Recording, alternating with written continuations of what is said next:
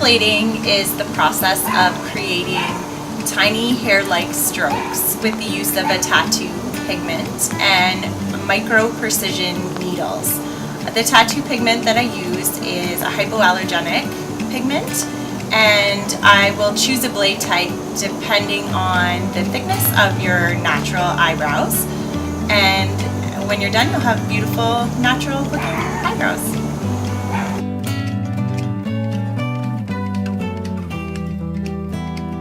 So microblading typically lasts anywhere from 16 to 24 months. It's dependent on a few things. So one factor is your skin's own rejuvenation process. Your skin rejuvenates roughly every 28 days. So the first layer of skin will slough off after those 28 days. Another factor would be how much product you put on your eyebrow area. If you use any creams with like a retinol A, that can withdraw some of the pigment quicker. If you get regular facials. So those are some things to consider for the longevity of keeping your eyebrows once they've been microbladed.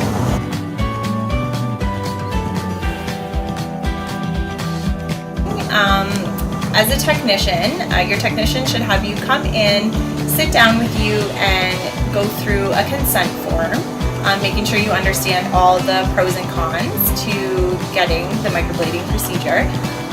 Once you've signed your consent, then your technician will take a look at your eyebrows, see how much hair you actually have naturally. This would be a time to disclose if you've had any previous surgeries, any trauma in or around the eyebrow area. Another major point that I would want my client to tell me is if they have had a past or presently, if they've had cystic acne, because that can sometimes affect the area of which you're going to be microblading. And then after that, the technician will take a caliper tool and measure your eyebrows, where the head of the brow should start, where the arch of the brow should be, and then where the brow tail should end. After they're done that, they will sit down and put a numbing cream on you. I personally use a 5% lidocaine cream, and I also keep you comfortable throughout the procedure using a hypoallergenic numbing drop. So if you feel any discomfort throughout the procedure, you would just let your technician know and they can give you some more numbing.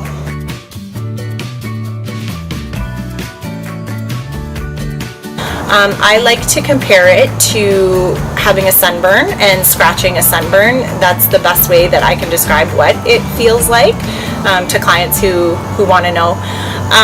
So once I'm done doing the facial mapping, I draw on your eyebrows using a charcoal pencil, and once I have your okay, then I go ahead and do the actual microblading procedure itself.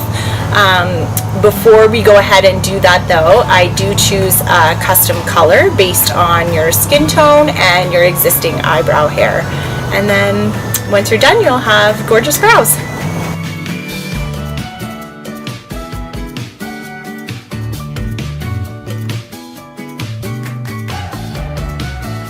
So the aftercare is pretty simple.